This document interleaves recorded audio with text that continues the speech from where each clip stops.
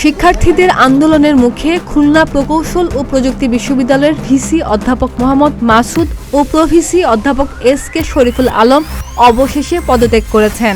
23 April বুধবার রাতে তারা শিক্ষা মন্ত্রণালয়ে এ পদত্যাগপত্র পাঠিয়েছেন। এর আগে তথ্য ও সম্প্রচার মন্ত্রণালয়ের প্রেস বিজ্ঞপ্তিতে বলা হয়েছিল, খুলনা প্রকৌশল ও প্রযুক্তি বিশ্ববিদ্যালয়ের সাম্প্রতিক ঘটনাবলীর পরিপ্রেক্ষিতে উদ্ভূত সংকট নিরসন এবং শিক্ষা কার্যক্রম দ্রুত শুরু করার লক্ষ্যে বিশ্ববিদ্যালয়ের উপাচার্য এবং সহ উপাচার্যকে দায়িত্ব থেকে অব্যাহতি প্রদানের প্রক্রিয়া শুরু করা হয়েছে। গত 18 ফেব্রুয়ারি কুয়েটে ছাত্র রাজনীতি বন্ধের দাবিকে কেন্দ্র করে সংঘর্ষের ঘটনায় শতাধিক লোক আহত হন।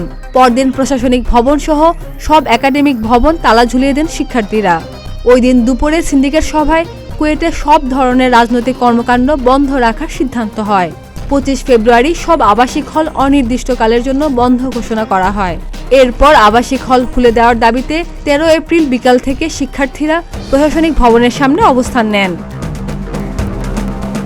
এরপর 14 এপ্রিল রাতে সিন্ডিকেট সভায় সংঘর্ষে জড়িত থাকার অভিযোগে 37 শিক্ষার্থীকে সাময়িকভাবে বহিষ্কার করার সিদ্ধান্ত নেওয়া হয়। এই ঘটনার জেরে গত রোববার উপাচার্যের পদত্যাগের 24 ঘন্টার আলটিমেটাম দেওয়া হয়। বেঁধে দেওয়া সময়ের মধ্যে উপাচার্য মোহাম্মদ মাসুদের পদত্যাগ না করায় গত সোমবার থেকে অনশন চালানোর ঘোষণা দেন শিক্ষার্থীরা।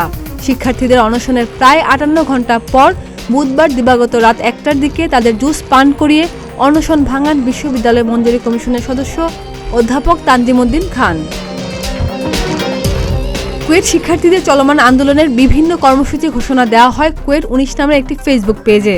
শিক্ষার্থীরা অনশন ভাঙার পর ওই পেজে লেখা হয়, আলহামদুলিল্লাহ, আমরা জিতেছি, আমার ভাইয়েরা জিতেছে, মাসুদ পদত্যাগ করেছে।